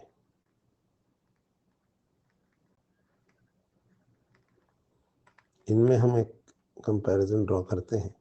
तो सिंपैथेटिक ग्रुप ऑफ हार्मोन में कौन आता है? इसमें आते हैं एपिनेफ्रीन, जिसको कि हम एड्रेनलिन भी कहते हैं, या नॉर एपिनेफ्रीन, जो कि नॉर एड्रेनलिन भी कहलाता है, या थायरॉक्सिन वगैरह। ये वो हार्मोन्स हैं जो हार्ट रेट को इंक्रीज करते हैं। लेकिन जो acetyl choline group of neurotransmitters हैं, ये हार्ट रेट को डिक्रीज करते हैं। तो सवाल ये पैदा होता है कि ये दोनों मिलके कैसे काम करते हैं। तो आपको पता होगा कि हर नर्व के एंड में वेसाइकल्स होती हैं, हर नर्व के एंड में वेसाइकल्स होती हैं जो न्यूरोट्रांसमीटर रिलीज करती हैं। सुना है कि नहीं आपने? वैसे ही यहाँ देखिए आप, एक्सेलरेटर नर्व के एंड में जो वेसाइकल है ना दोस्तों, इसमें सिंपैथेटिन भरा हुआ है। सिंपैथेटिन मतलब एपिनेफ्रिन भरा हुआ है इसके अंदर। जबकि कार्डियक ब्रांच ऑफ वेगस के एंड में जो वेसाइकल है, इसमें क्या भरा हुआ है बताइए? Acetyl choline. तो नॉर्मली जितना एपिनेफ्रिन गिरता है, एपिनेफ्रिन हार्ट रेट को इंक्रीज करना चाहता है और एसिटाइल कोलिन हार्ट रेट को डिक्रीज करना चाहता है। तो नॉर्मली क्या होता है कि जितना एपिनेफ्रिन गिरता है उतना ही एसिटाइल कोलिन गिरता है। तो दोनों एक दूसरे को न्यूट्रलाइज कर देते हैं, कोई रेजिड्यू बचता नहीं है, तो हार्ट रेट पे कोई असर नहीं पड़ता। बट जब हम एक्सरसाइज करते हैं दोस्तों, तो क्या होता है? तो एपिनेफ्रिन नॉर्मल से ज्यादा गिरता है, तो एसिटाइल कोलिन पूरी तरह से न्यूट्रलाइज हो जाता है, उसके बावजूद थोड़ा सा एपिनेफ्रिन बचा रहता है। तो थोड़ा सा एपिनेफ्रिन का रेजिड्यू जो बचा रहता है वो हार्ट रेट को इंक्रीज कर देता है। जब हम रेस्ट कर रहे होते हैं तो एपिनेफ्रिन नॉर्मल से कम गिरता है, जबकि एसिटाइल कोलिन अभी भी नॉर्मल गिरता है। तो नेट रिजल्ट, थोड़ा सा रेजिड्यू एसिटाइल कोलिन का बचा रहता है, वो हार्ट रेट को डिक्रीज कर देता है। फिर आप पूछेंगे सर जी, ऐसे नोड के क्या कान होते हैं क्या जो एपिनेफ्रिन आके कह देता है बढ़ा दे, एसिटाइल कोलिन कहता है आके घटा दे? तो ऐसी एपिनेफ्रिन या एसिटाइल कोलिन की प्रेजेंस में हार्ट रेट ऐसे नोड अपने इम्पल्स बनाने की फ्रीक्वेंसी को इंक्रीज या डिक्रीज कैसे कर देता है? तो मैं आपको याद दिलाऊंगा, ये ऐसे नोड की मेम्ब्रेन है मान लीजिए, और ये इस मेम्ब्रेन में छेद हैं। आपको पता है ना, इन छेदों से एक ही चीज लीक हो सकती है और वो है सोडियम आयंस, और तो कुछ इन छेदों से लीक हो नहीं सकता। नॉर्मली क्या होता है कि सोडियम एक बार अंदर जाके एक बार बाहर आ जाता है। कितनी देर में सोडियम अंदर जाके बाहर आ जाता है एक बार? तो आंसर है 0.8 सेकेंड्स में वो ऐसा कर लेता है। जब इस ऐसे नोड के ऊपर, जब इस ऐसे नोड की इस मेम्ब्रेन के ऊपर एपिनेफ्रिन गिरता है भाइयों, जब इस मेम्ब्रेन पे एपिनेफ्रिन गिरता है तो ये छेद डायलेट हो जाते हैं, और छेदों के डायलेट होने की वजह से सोडियम का अंदर जाना और बाहर आना जल्दी जल्दी होने लगता है, सोडियम जल्दी जल्दी एसएचएम करने लगता है। पता चला सोडियम ने 0.8 की जगह 0.6 सेकंड में ही एक बार अंदर जाके बाहर आ गया। तो बताइए हार्ट रेट कितनी हो जाएगी? बताइए, अगर 0.6 सेकंड में ही अंदर जाके सोडियम बाहर आ गया तो हार्ट रेट कितनी हो जाएगी? 100।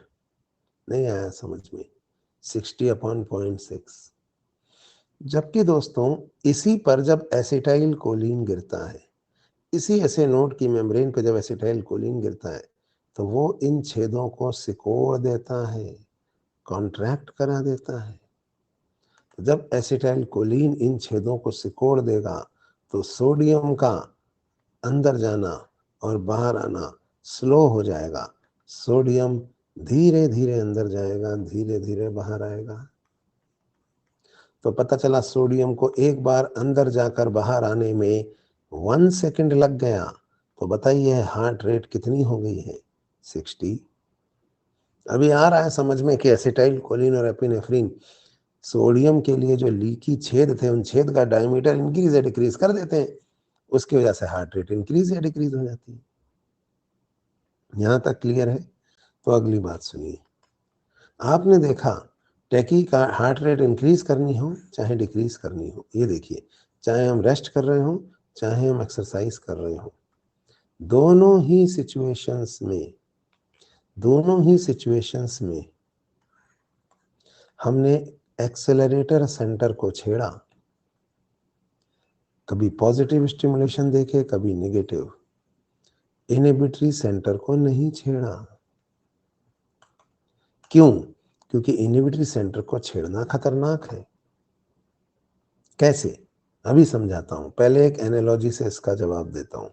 आप 100 की स्पीड पे मोटरसाइकिल चला रहे हैं, सामने दूर आपको एक भैंसों का झुंड दिखाई देता है। आप 100 की स्पीड पे मोटरसाइकिल चला रहे हैं, सामने दूर आपको एक भैंसों का झुंड दिखाई दे रहा है जो रोड के ऊपर बैठा हुआ है। आपके पास दो ऑप्शन है, या तो आप रेस छोड़ दें, एक्सेलरेटर छोड़ दें, रेस छोड़ दें जो आपने दबा रखी, या फिर आप ब्रेक दबा दें। कौन सी चीज पहले करेंगे? दूर एक भैंसों का झुंड है, एकदम सामने नहीं, दूर है। रेस छोड़ेंगे या ब्रेक दबाएंगे? 100 की स्पीड पे चल रहे हैं, पहले आप रेस छोड़ेंगे ताकि स्पीड धीमी हो जाए और हो सकता है वहां तक पहुंचते पहुंचते आप बॉडी साइड से निकाल लें गाड़ी। ब्रेक लगाना, अगर तुरंत ब्रेक लगा दिया तो आप वहीं पटकी खा जाओगे। तो नॉर्मली जब आप गाड़ी चलाते हैं, जब आगे कुछ नहीं होता है तो रेस को इंक्रीज या डिक्रीज करते रहते हैं। खाली हाईवे पे ब्रेक थोड़ा ना दबाते हैं, तो नॉर्मली ब्रेक नहीं दबाए जाते। इसी तरीके से हम नॉर्मली एक्सेलरेटर को इंक्रीज या डिक्रीज करते हैं, ब्रेक वाली यानी वेगस को नहीं दबाते हैं, क्योंकि वेगस को दबाना खतरनाक है। अभी बताता हूं कैसे। चलिए इसको समझते हैं, इसको जनरली छेड़ना क्यों खतरनाक है। नहीं छेड़ते हैं नॉर्मली। जैसे आपको एक अंधेरी गली में जाना है, सपोज आपको एक अंधेरी गली में जाना है, उस गली के दूसरे एंड पे एक पीपल का पेड़ है, ठीक है, और मैंने आपको एडवांस में बता दिया है कि इस पीपल के पेड़ पे जो अंधेरी गली के दूसरे सिरे पर है, इस पर एक भूत रहता है।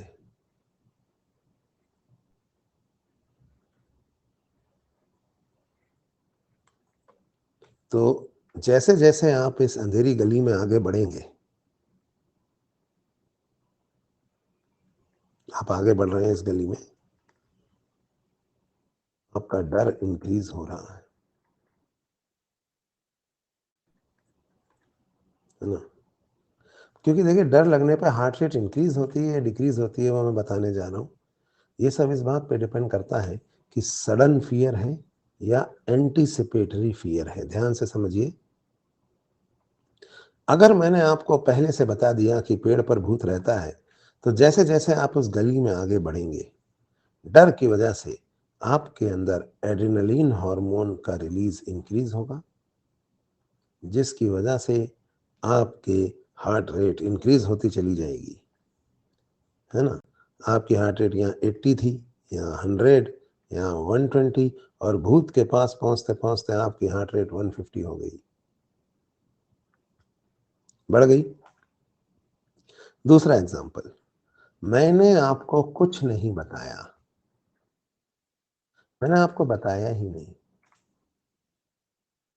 कि पीपल के पेड़ पे कोई रहता वहता भी है, कुछ नहीं बताया मैंने आपको, है ना। पीपल का पेड़ है, इस पे भूत रहता है, लेकिन मैंने आपको नहीं बताया, और आप अपने आप पीपल के पेड़ की तरफ जा रहे थे, आपको नहीं पता था कि पीपल के पेड़ पे भूत रहता है, हालांकि पीपल के पेड़ पे भूत था, तो मैंने आपको बताया नहीं, तो आपकी हार्ट रेट नॉर्मल रहेगी दोस्तों, क्योंकि आपको पता ही नहीं है कि पीपल के पेड़ पे भूत है ना। तो आपकी जो हार्ट रेट है वो नॉर्मल रहेगी, नॉर्मल नॉर्मल नॉर्मल करते करते करते करते आप यहाँ तक पहुँच गए, यहाँ तक पहुँच गए आप। मैंने आपको नहीं बताया है कि पीपल के पेड़ पे भूत है, तो क्या होगा आप बताइए। जैसे ही आप यहाँ पहुंचे, अचानक से भूत आपके सामने आ गया, ये ऊपर से कूद के, जैसे ही एकदम से कूद के भूत आपके सामने आ गया, तो आप हो ऐसे आ गया एकदम से, तो इस बार पता है क्या हुआ, आपकी हार्ट रेट इंक्रीज नहीं हुई, आपका दिल धक से रह गया, आपका दिल धक से रह गया, क्योंकि एकदम से ये जो भूत था, जो यहाँ कुछ नहीं था, आप यहाँ तक पहुंचे, अचानक ये भूत आपके सामने आ गया, आपका दिल धक से रह गया, बोला ये क्या हुआ। तो आपका इस बार आपकी हार्ट रेट इंक्रीज नहीं हुई, आपका दिल धक से रह गया, दिल बैठ गया, the heart missed a beat, heart missed a beat. ये भी हो सकता है कि आप डर के मारे बेहोश हो गए, हो सकता है ना, पता है क्यों, क्योंकि आपके ब्रेन में जहां पे फियर सेंटर है, वहीं से वेगस नर्व ओरिजिनेट होती है। तो जब आपको जोर का डर लगता है, तो आपकी जो वेगस नर्व है ना, वो स्टिमुलेट होती है, और जब वेगस नर्व स्टिमुलेट होती है, तो वेगस नर्व की हर ब्रांच में जोरदार इंपल्स जाती है। जब वेगस नर्व की हर ब्रांच में जोरदार इंपल्स जाती है, तो कार्डियक ब्रांच ऑफ वेगस में भी जोरदार इंपल्स जाती है। जब कार्डियक ब्रांच ऑफ वेगस में जोरदार इंपल्स जाती है, तो बहुत सारा एसिटाइल कोलिन यहाँ रिलीज हो जाता है, यानी नॉर्मल से ज्यादा।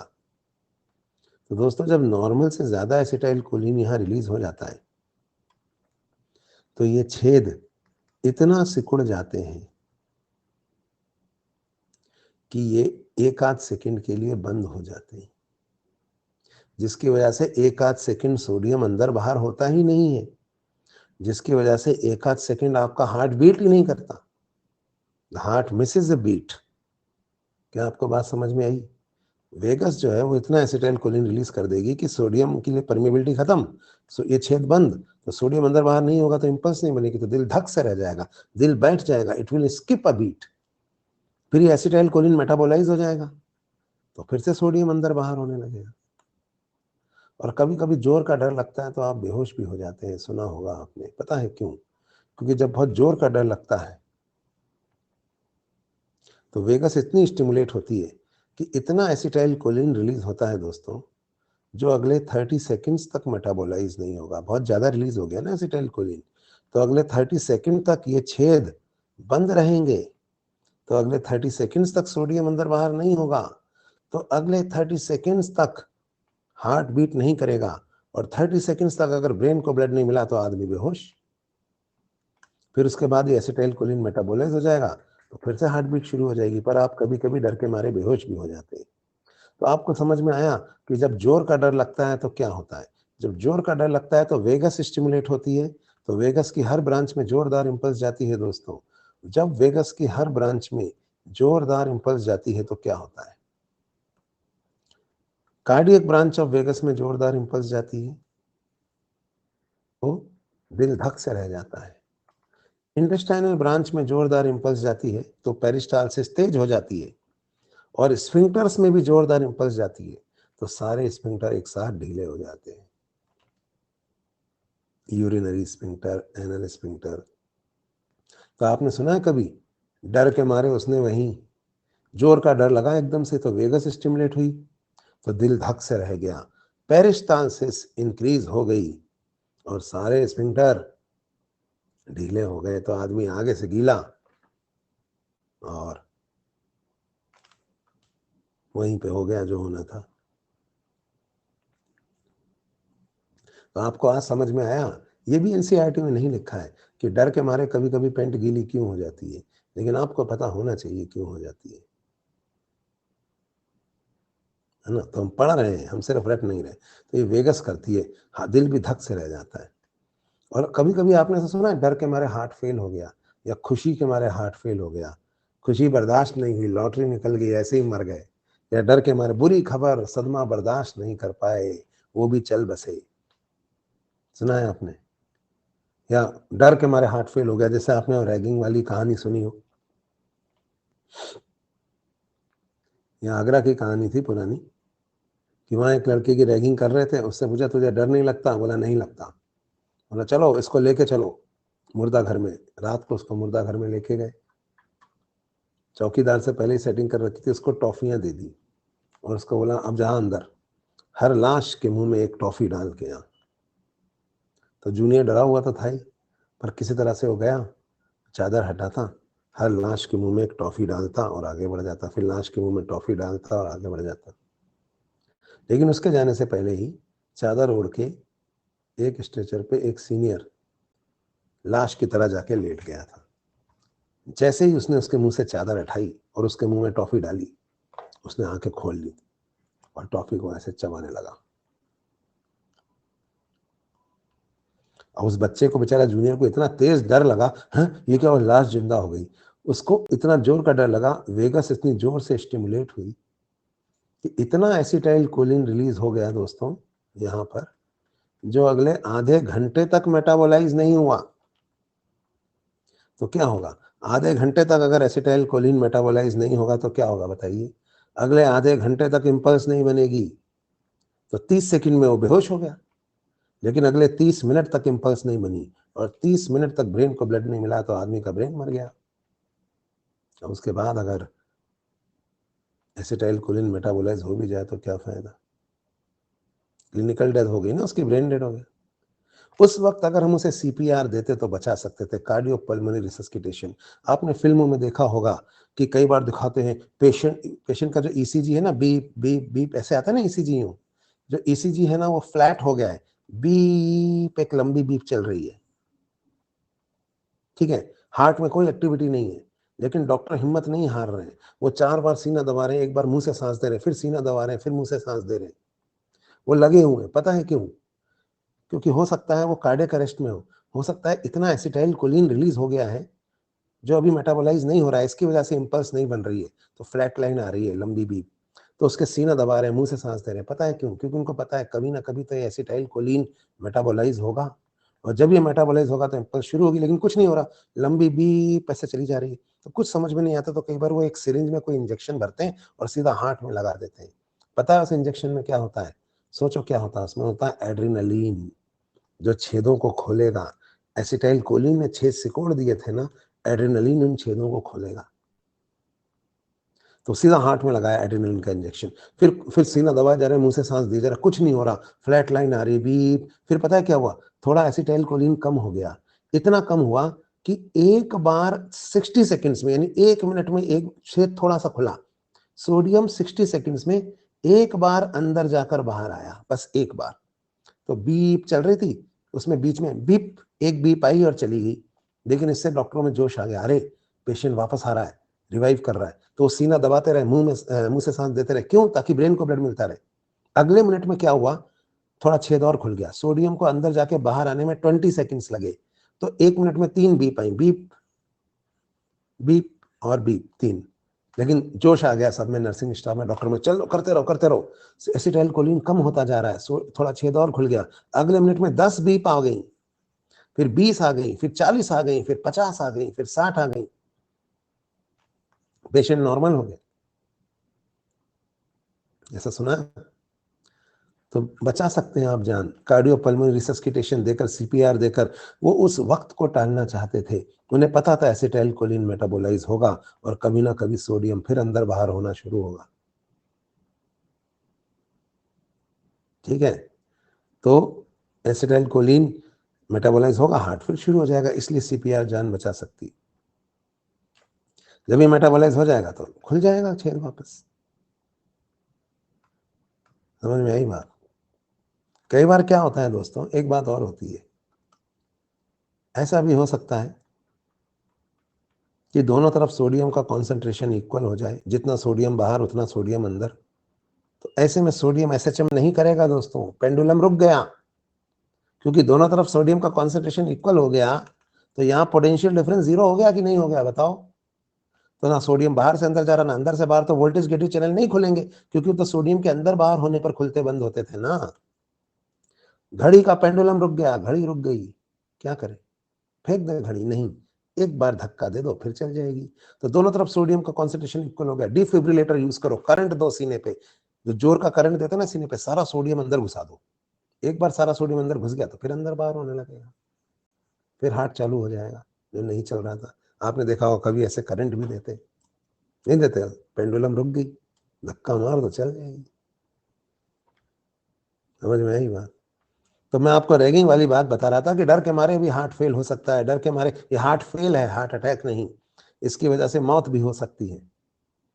तो अगले साल जब आप मेडिकल कॉलेज में जाएं और आपकी इतनी जोरदार रैगिंग हो कि आपको बोला जाए जहां हर लाश के मुंह में एक टॉफी डाल के आ, और जब आप उस लाश के मुंह में टॉफी डाल रहे हो और अचानक वो लाश अपनी आंखें खोल दे और आपको डराए, तो डरना मत, जूता निकाल के उसके दे दना दे दना दे दना, खूब मारना। सीनियर को पीटने का इससे अच्छा मौका नहीं मिलेगा, और अंदर फंसा के मारना, हाँ लाश कैसे जिंदा हो गई, आज तो मैं से मार ही डालूंगा। फिर बाद में जब तक वो रो ना दे तब तक पीटना, फिर कहना अरे सर आप थे क्या, मुझे लगा कोई लाश वाश जिंदा हो गई तो मैंने सोचा आज तो इसे मार ही डालू। तो डरने का नहीं है इधर, है ना? अगर आपके कॉन्सेप्ट्स क्लियर हैं और आप सही कोड यूज करके सही टीचर से पढ़ रहे हैं तो आपको कोई डरा नहीं सकता। यहाँ ही नहीं, मेडिकल कॉलेज में भी आपके काम आएगा। एनीवेज, तो हमने आज देखा कि किस तरीके से हार्ट रेट रेगुलेट होती है। बीच में हमें रोकना पड़ेगा क्योंकि हम 3 मिनट ऊपर हो चुके हैं, और अभी हमें टैकीकार्डिया ब्रेडीकार्डिया के बारे में पढ़ना है। तो सारे डाउट्स, जो भी चीज़ें हैं वो हम अगले क्लास में लेंगे। आज हम कोई डाउट भी नहीं ले पाएंगे, क्योंकि पता ही नहीं चला कब 1.5 आवर से ज़्यादा हो गया, 1 घंटा 40 मिनट होने जा रहे हैं, पता ही नहीं चला। कब मैं एक आंधी की तरह आया और तुम सूखे पत्ते की तरह उड़ते गए, 1.5 घंटा बीत गया, पता नहीं चला। चलिए मिलते हैं अगली क्लास में, अक्टूबर में। Bye bye.